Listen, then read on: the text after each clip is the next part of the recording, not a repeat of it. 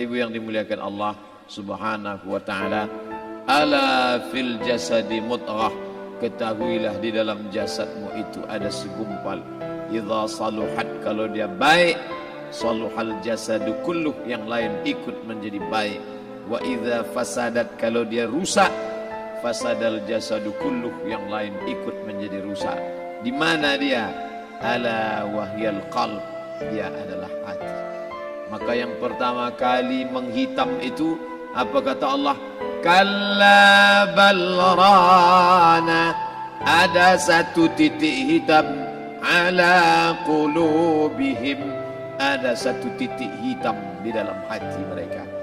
Ketika satu titik dibiarkan berubah menjadi dua titik dibiarkan berubah menjadi 3 titik, 5 titik, 10, 100, 1000, maka dia pun menjadi hitam semuanya. Ketika hati sudah hitam, maka itulah azab di atas azab.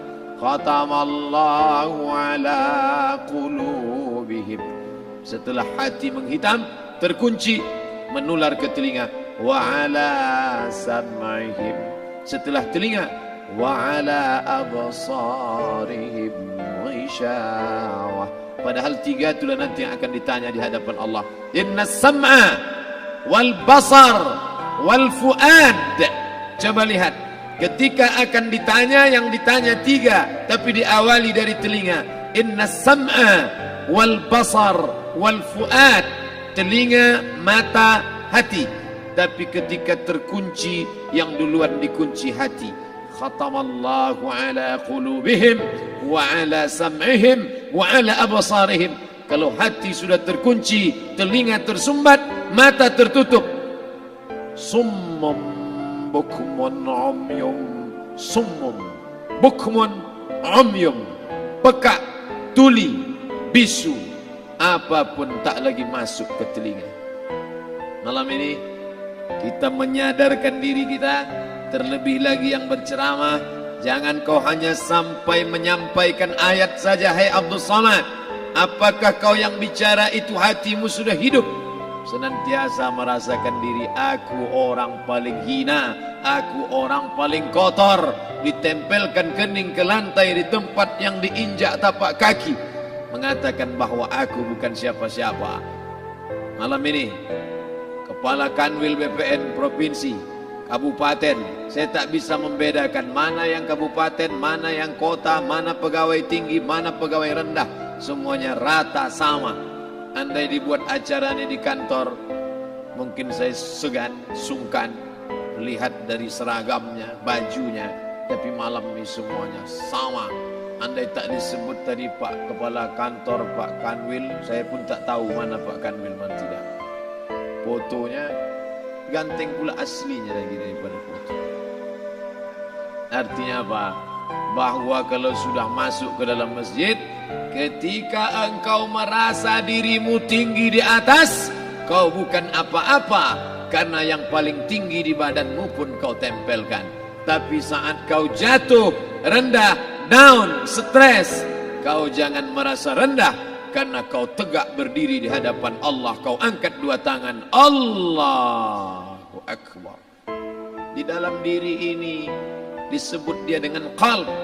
Kenapa disebut qalb? Orang Arab menyebut qalb qallaba, karena sifatnya berbolak-balik.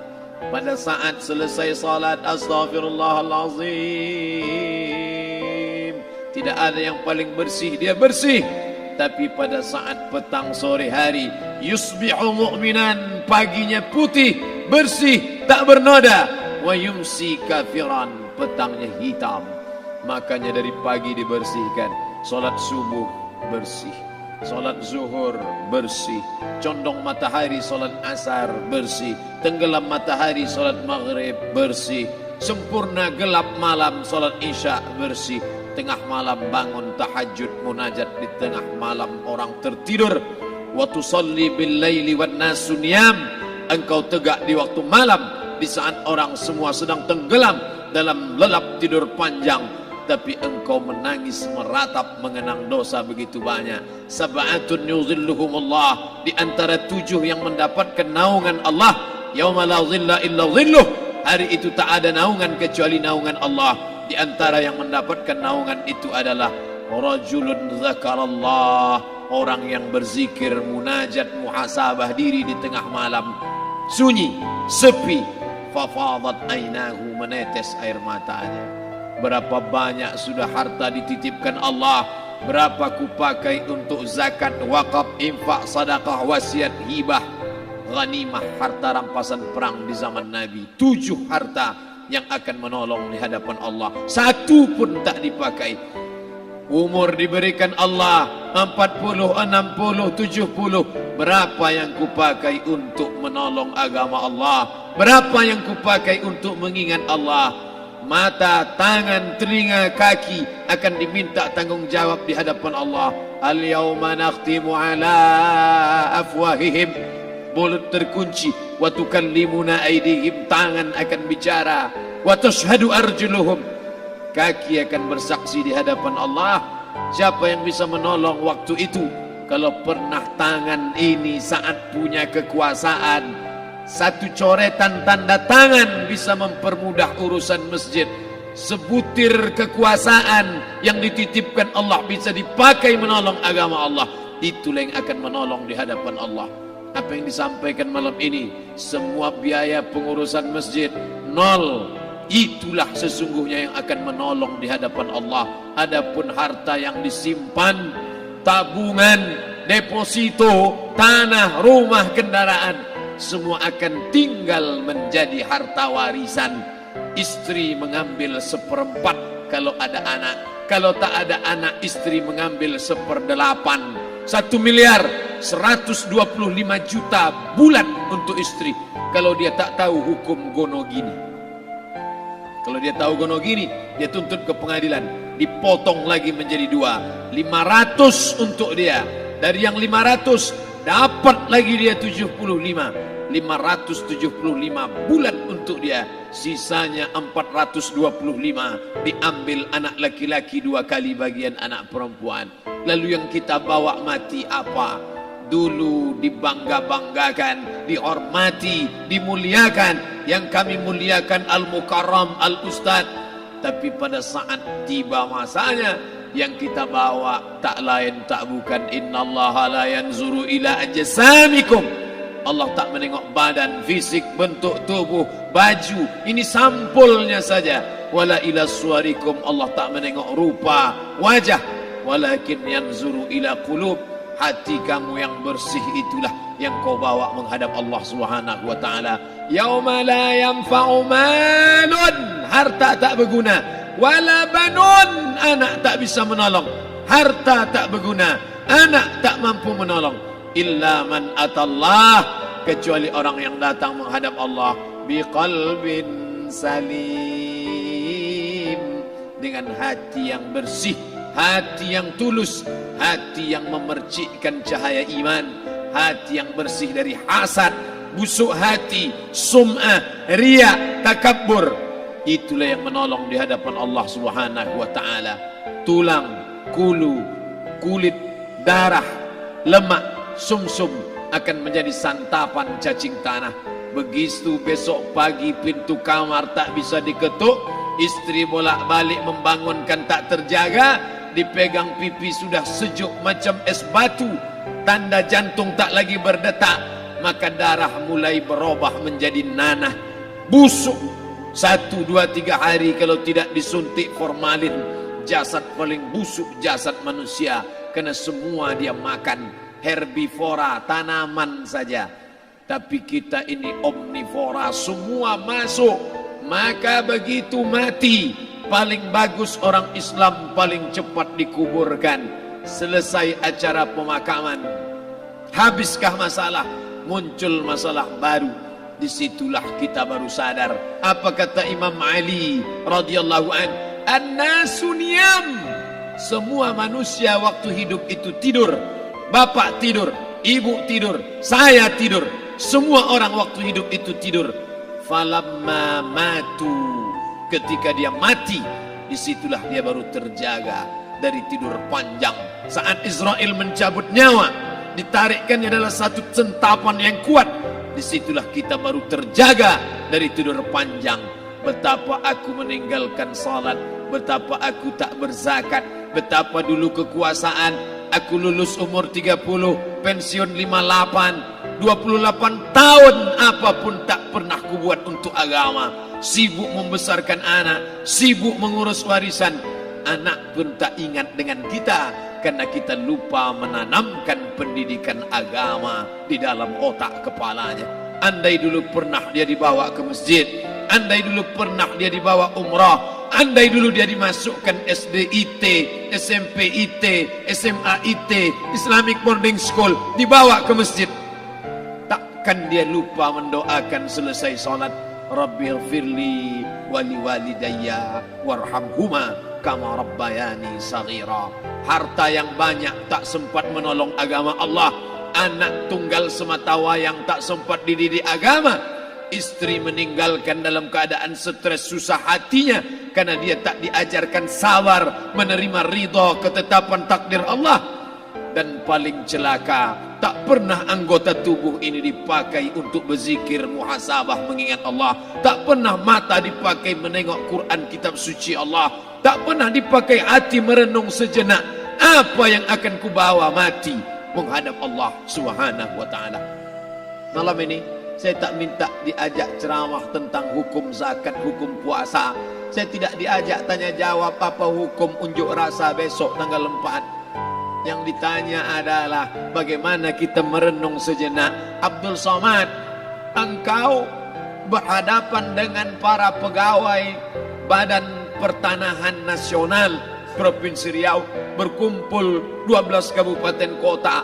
Ini orang-orang ngurus tanah, dari dalam tanah naik ke atas tanah, ngurus tanah, ngurus tanah, ngurus tanah, masuk ke dalam tanah. Abdul Somad dari dalam tanah naik ke atas tanah, ceramah,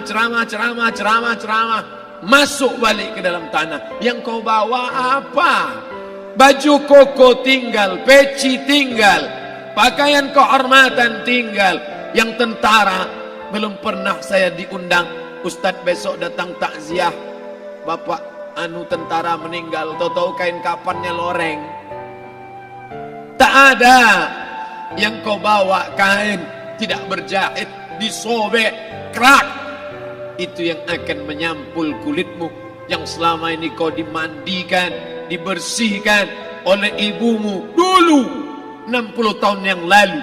Sampai masanya kau lupa kapan kau dimandikan dulu. Sekarang ruh melihat, disebut dia ruh karena dia raha ya ruhu ruh, seperti aroma semerbak yang datang pergi hinggap. Ruh sampai masanya dia datang masuk ke dalam jasad, ruh sampai masanya dia pergi meninggalkan jasad.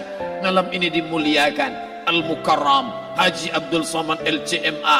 Kenapa Abdul Somad ini dimuliakan? Karena ruh hinggap sejenak sebentar, sampai masanya besok pagi dia ruh keluar dari dalam tubuh ini. Anak yang katanya ayahku sayang, istri katanya kaulah abang, sampai masanya mereka tak lagi mau mendekat. Rumah itu saya yang buat, saya yang mengukurnya. Tapi begitu ruh sudah keluar dari badan, tidak satu pun semeter, sesenti, sejengkal, sehasta ada tempat di rumah itu untuk jenazah bernama jenazah Abdul Somad. Dulu orang bertanya, rumah Ustadz Somad di mana? Hari ini orang tidak lagi bertanya, tak lagi menyebut nama. Orang sudah mengatakan kuburnya mana. Dulu kalau dia masuk masjid, didatangi orang, disalami orang. Mahasiswa, anak-anak, remaja mencium tangannya sebagai tanda hormat. Tapi begitu diletakkan keranda, kita akan sholat jenazah nanti selepas sholat zuhur. Apa kata orang? Letakkan di tepi sana, letakkan di tepi sana.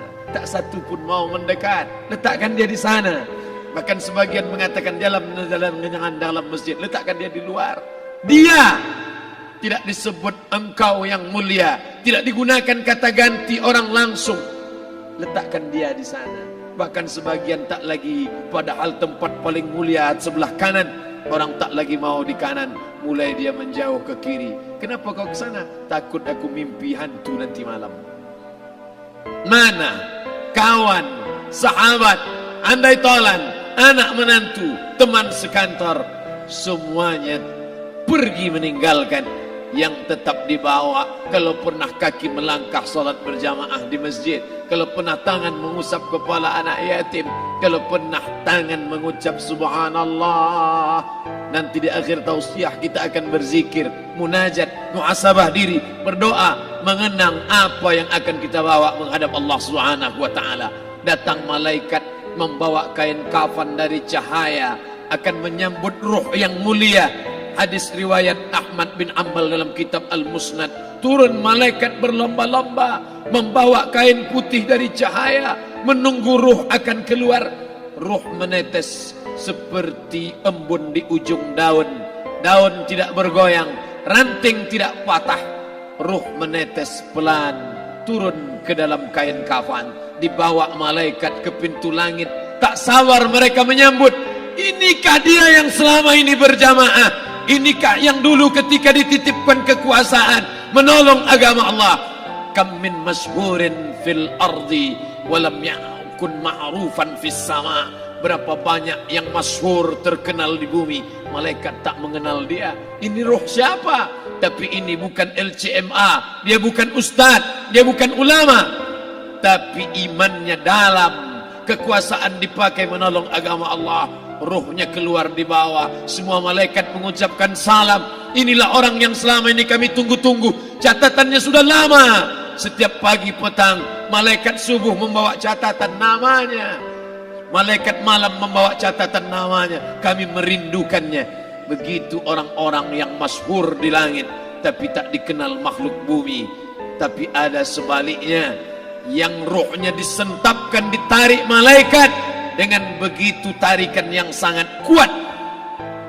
Nabi bertanya saat Isra Mi'raj kepada mereka yang sudah mati ribuan tahun yang lalu, apa yang kalian rasakan?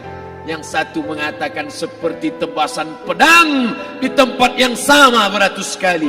Yang satu mengatakan seperti kambing yang dikuliti hidup-hidup. Yang satu mengatakan seperti mata kail pancing ditarik dari kulit yang basah. Maka kita berdoa setiap selesai salat, Allahumma hawwin alaina, ringankan kami ya Allah, fi sakaratil maut, di saat sakaratul maut yang amat sangat menyakitkan itu. Dan mereka yang pergi tak pernah kembali, mereka yang mati tak pernah bercerita, kecuali hanya kepada Sayyidina wa Maulana Muhammad sallallahu alaihi wasallam. Di saat malam pertama di tempat yang gelap, di tempat yang tak pernah diimpikan oleh orang, tapi kita tetap melewati dan merasakannya. Perlahan-lahan cacing tanah, ular-ulat kalajengking akan menggerogoti kulit yang selama ini dimandikan, selama ini dipakaikan sampo yang mahal, selama ini dioleskan pelembab yang lembut. Tapi ternyata sebelum roh keluar jasad, setelah keluar dia hanya akan menjadi santapan cacing tanah, hancur berkeping hari demi hari. Yang pertama kali membusuk adalah mata, karena dia berisi cairan. Cairan ini mengering, busuk dan berlubang. Lalu kemudian usus sebulan di dalam tanah, mulai dia menggelembung masuk angin dan dia meletus pecah. Cacing-cacing tanah mulai datang menggerogoti, memakan. Habis lemak, tulang, kulit, bulu, sumsum, darah, jantung, empedu, limpa, buah pinggang. Habis semuanya, tinggal tulang-tulang yang memutih, dimakan oleh tanah, ditelan oleh massa, sampai akhirnya Asi bin Wa'il membawa tulang yang kering itu kepada Nabi Muhammad, baginda Sayyidina wa Maulana Muhammad. Ya Muhammad, ayuhi rabbuka hadzal izam, sanggupkah Tuhanmu menghidupkan tulang yang kering ini? Nabi diam tak menjawab, sampai akhirnya datang Jibril alaihi salam membawakan wahyu. Qul, katakan kepada dia. Ayat ini dibaca malam Jumat. Bapak Ibu semua hafal, kita baca qul yuhyihal ladzi ansha'aha awwala marrah wa huwa bikulli khalqin alim.